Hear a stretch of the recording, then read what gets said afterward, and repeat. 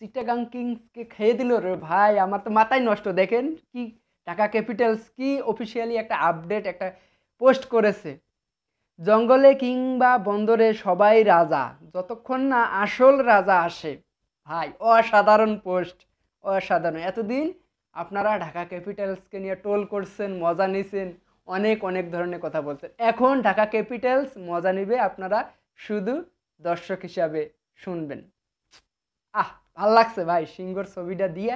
আপনারা স্ক্রিনে দেখতেছেন, আমি এখানে দেখতেছি, আপনারা আমি স্ক্রিনে দিয়ে দিচ্ছি। দেখেন দেখেন আজকে তানজিন হাসান তামিম, ছোট ভাইকে বড় ভাই হোক ছোট ভাই হোক, তাকে ধন্যবাদ না দিলে একেবারেই ঢাকা ক্যাপিটালস কি আর বলবো, একাই একাই একাই লড়ছে। চিন্তা করেন 54 বলে 90 রান, মানে সে আমাদেরকে জানান দিচ্ছে মানে আগামী প্রজন্মের মধ্যে ওই যে ড্যাশিং ওপেনার এগুলো বাদ দেন, সবার মন হৃদয় জয় করে দিছে অলরেডি তানজিন হাসান তামিম। এর আগে আপনারা জানেন সর্বোচ্চ স্কোরের মধ্যে বর্তমান তানজিন হাসান তামিম আছে, এর আগের বিপিএলে ছিল 3য় স্থানে।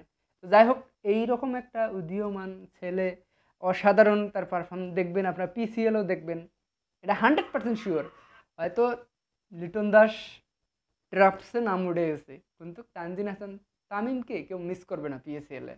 তো যাই হোক, ঢাকা ক্যাপিটালসের খুব ভালো লাগে লিটন দাস আর তানজিন হাসান তামিমের ওপেনিং জুটিটা অসাধারণ হয়েছে। বিশেষ করে আজকে 25 রান করছে লিটন দাস 28 বলে। যাই হোক, রান রেট যাই করছে দলের আজকে ভূমিকা হিসাবে যথেষ্ট ভালো, কেননা আজকে প্রতিযোগিতা ছিল সীমিত, ওই হিসাবে 18 ওভারে দিচ্ছে, খুব ভালো একটা। আর তা সরি, সাব্বির তো শুরু করতেই পারেনি, তার আগেই ম্যাচ শেষ হয়ে গেছে। কি মানে একটা ভাবা যায়, মনে করেন আমার খুব ভালো লাগতেছে পোস্টগুলো দেখতে, খুব ভালো লাগছে। ওরা মনে করেন আপনার 20 ওভারে ওরা মাত্র করছে 58 রান। তো এটা আসলে 158 রান এটা টার্গেট বর্তমান বিপিএলে, হেসে খেলে জেতার কথা। এরাও ঢাকায় চাপ নেয় নেই, মাত্র 2টা উইকেট গেছে, দুইজনেই ম্যাচ নাহলে লিটন দাস আর তানজিন তামিমে ম্যাচ তুলে দেওয়ার মতো ক্ষমতা রাখে এই ধরনের রান। আপনার তো দেখছেনই সর্বোচ্চটা, মানে কোনো পিসিএল বলেন আইপিএল বলেন কোনো বিপিএল বলেন সবগুলো রেকর্ড ভেঙে দিছে লিটন দাস আর হলো তানজিন তামিম। এত বড় সর্বোচ্চ জুটি কেউ করতে পারে নাই, আপনারা তো জানেন, বিশাল রান্নার পর। তো যাই হোক, পোস্টগুলো দেখে ভালো লাগতেছে। হ্যাঁ, বড়দা জিতে গেছি এইরকম মানে মেলা ধরনের পোস্ট টোস্ট করতেছে। আর বিশেষ করে ছোট বৌদি বড় বৌদির কোনো পোস্ট আমি দেখতে পাচ্তেছি না, এর কারণে আমি একটু আপনাদের কাছে প্রশ্ন রাখবো। কেন শাকিব খান তো আবার ভাই চমক তো দিছে, এটা তো আমি বললামই না, দূরে আড়াই যাইতেছি। দেখেন বস কি লিখছে যে আবারও প্রতিপক্ষকে বরবাদ করে দিল ঢাকা। হা, দেখছেন, আবার একটা চড়া কমেন্ট করছে এইখানের মধ্যে, অসাধারণ লাগছে। আর অলরেডি বাবা 3009 কে মনে করেন কমেন্ট পড়ে গেছে, 48 কে লাইক আর শেয়ার হয়ে গেছে অলরেডি 200+। বাবা সাধারণ একটা পোস্ট করছে ঢাকা ক্যাপিটালসকে নিয়ে, এবং ভালো লাগছে। কংগ্রাচুলেশন টিমস ঢাকা ক্যাপিটালস, এটা জানাইছি। যাই হোক, সেটা বড় কথা না। আমি মনে করি একটু পরে হয়তো শাকিব খান তানজিন তামিমকে নিয়ে পোস্ট দিতে পারে, কারণ না ব্যাপক একটা তানজিন তামিম বর্তমান ঢাকার কি আর বলবো রেগুলার রান করতেছে, আমার খুব ভালো লাগতেছে। কেননা একটা প্লেয়ার আমাদের বাংলাদেশে রেগুলার রান করবে এই ধরনের প্লেয়ার আমার বাংলাদেশে এখনো জন্ম হয় নাই, এটা বাস্তব কথা। আমি কোনো প্লেয়ারকে দেখি না তারা রেগুলার একটা টিমে ভূমিকা রাখে জেতার মতো। আজকে তানজিন তামিমের 2-3টা ম্যাচ দেখে আমি মুগ্ধ, পুরাই মুগ্ধ, কেননা টানা যেভাবে রান করতেছে এইরকম যদি ফর্ম ধরে রাখতে পারে মাশাল্লাহ অতি শীঘ্রই টপ লেভেলে চলে আসবে, বিশ্ব টপ লেভেলের ব্যাটারদের। তো দেখেন তানজিন তামিম, আমরা জানি এটা আমাদের ঘরোয়া লিগ, এইখানে যাই করুক না কেন এটা বিশ্ব দরবারে উঠবে না ওইভাবে। তবে আমরা আশা রাখি এই ছেলেটা যেভাবে খেলতেছে সামনে চ্যাম্পিয়ন ট্রফিতে আছে, যদি ওইখানে এইরকম উলিওবাজি দেখাইতে পারে, যদি ঝড় তুলতে পারে, তাহলে আমরা কাপ নিয়ে আসবো রে ভাইয়া, চিন্তা করিয়েন না। এর মাঝে আবার সৌম্য সরকার আছে। যাই হোক, সেটা বড় কথা না। আমরা ঢাকা ক্যাপিটালসকে জয়ডাকে কি অভিনন্দন জানাচ্ছি। তবে একটু আমার খারাপ লাগে, যারা খেলা বোঝেন আপনারা জানেনই তো, অলরেডি 10টা ম্যাচ খেলে ফেললো। চিটাগাং কিংস কিন্তু মাগার খালি কানাডিয়া ইয়াসাকে এনে এরা ক্ষিপ্ত থাকেনি, অলরেডি 2 নম্বর স্থানে আছে। হারার পরও 2 নম্বর স্থান ধরে রাখছে তারা, তাহলে চিন্তা করেন না তারা ম্যাচ খেললো কয়টা, 9টা, আর ঢাকা খেলে ফেললো 10টা। তো আপনারা যদি একটু পজিটিভ ভাবেন তাহলে ঢাকা এই যে 2টা ম্যাচ আছে 2টাতেই জিততে হবে, না হলে ঢাকার অবস্থা একেবারেই, তারপরে এই 2টা জেতার পরেও অন্যের দিকে চেয়ে থাকতে হবে। আর চিটাগাং কিংস অলরেডি মনে করেন গোলে আমরা 2 সর্বোচ্চ রংপুরের পর ওদের, আর এই 3টে ম্যাচ চিটাগাং যে কোনো একটা জিতলে কোনো সমস্যা নেই, হারলেও কোনো সমস্যা নেই, কারণ চিটাগাং পয়েন্ট ওরা চলে যাবে 2 নম্বর অবস্থান। 3য় নম্বর অবস্থান আছে বরিশাল, ফরচুন বরিশাল।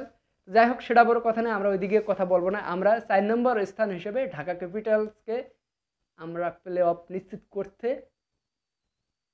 কি সুজন গদা সুমনকে বলবো, আপনারা যেমনি হোক ভালো লাগছে এবার বোলিংদের ওইদিকে ফোকাস দিচ্ছেন, খুব ভালো লাগছে, কেননা একটা বোলিং খুব দরকার ছিল, খুবই দরকার ছিল টিমের মধ্যে। তো যাই হোক সেটা বড় কথা না, আমরা দিন শেষে জিতছি, এটাই হলো সবচেয়ে বড় কথা।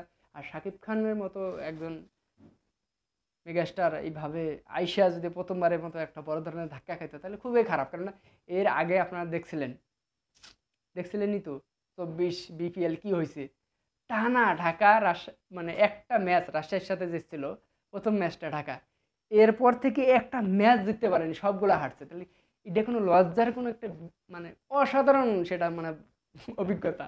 তো সেই গদাসুদনও এইবারও সেই ঢাকা ক্যাপিটালসে আছে, আমি এখনও তাকে এতটা ঘাড়ে তোলার মতো সে কাজকর্ম করে নাই বলে তাকে একে প্রশংসায় ভাসিয়ে দেবো। হ্যাঁ, তিশারা পেয়ারাকে আমি প্রশংসায় ভাসিয়ে দেবো, কিন্তু দলের কোচকে না। বিশ্বাস করেন কোচ এ যা করছে ইতিপূর্বে আপনারা দেখেন আজকে দলটাকে কই নিয়ে আসছে।